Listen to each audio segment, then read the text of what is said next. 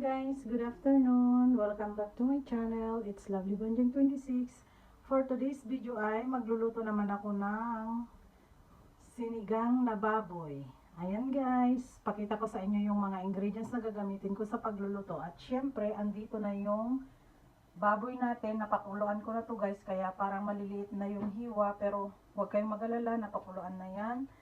Tapos, ito yung gagamitin kong vegetables naman. Ayan o yung tatlong siling haba. Ito yun. Tapos, yung pechay. Tapos, string beans. At syempre, andito rin yung pampalasa, pampasarap, magic sarap, pamintang buo, asin na pang timpla. Tapos, sibuyas. Yung gabi guys, kamatis, syempre hindi mawawala yan. Tapos yung kalahating limon yan. Piniga ko guys. Ayan. At syempre yung karne, una natin nilagay itong karne guys. Ayan o, mainit na yung lutuan natin. Tapos, ang ginagawa ko pag nagluluto ako ng sinigang guys, sinasama ko na lahat yung mga ingredients. Gaya ng, eto,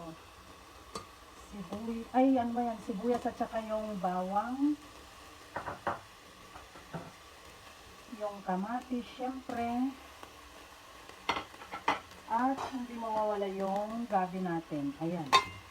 Alam niyo ba guys, ang purpose kung bakit sinasama ko na lahat para yung gabi niya is lumapot guys. Yan ang nagpapalapot sa karne. Yung sa sabaw niya. Nagpapalapot sa sabaw ng karne.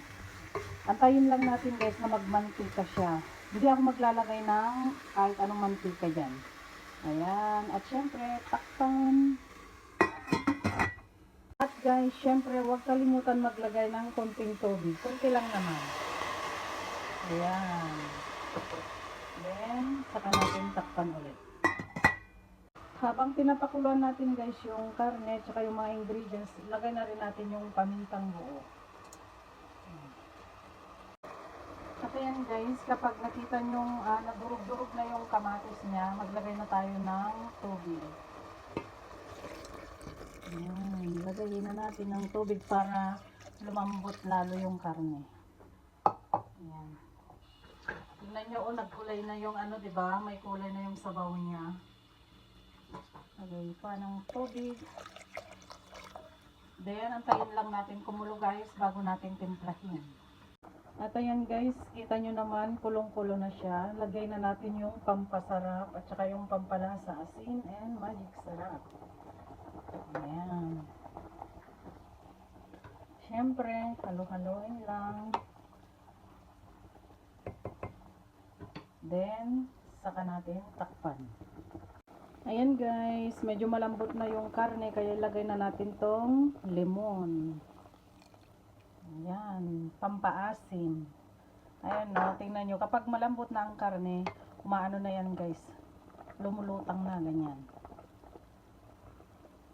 Tapos, mamaya lagay ko na rin yung mga verduras niya.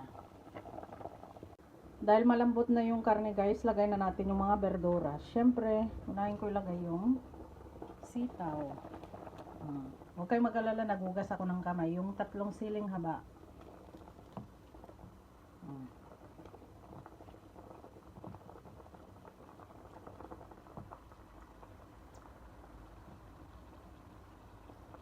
At syempre, paibabaw natin yung pechay guys. Ito.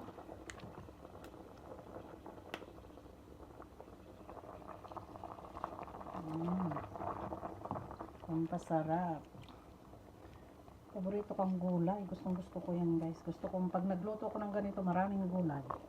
Syempre, takpan natin.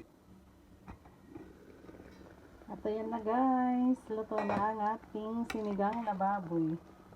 Ganito ang gusto kong luto ng gulay guys, hindi yung masyadong overcook. Mas masarap kasi kapag ganito. Ayan, kakain na kami guys, kaya magsandok na ako. Kain tayo. Ayan, kukunin ko yung mga niya, yung verduras niya. Sarap. Eto guys, kain na tayo. Ayan o, ang lambot na ng karne niya. Alam nyo ba, hindi yung masyadong ano to guys na taba kasi dun sa may hita ito. Kaya madaling lumambot. Ayan.